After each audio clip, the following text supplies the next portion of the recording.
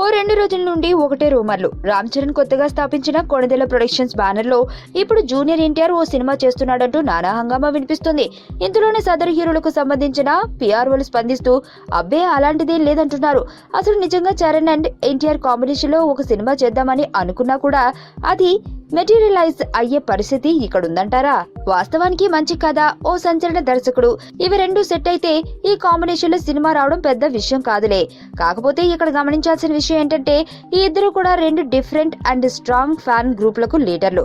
Already Satakarni cinema opening కు చిరంజీవి వెళ్ళినప్పటికీ, బాలయ్య చిరు 60 event కు వచ్చినప్పటికీ అవన్నీ డిఫరెంట్.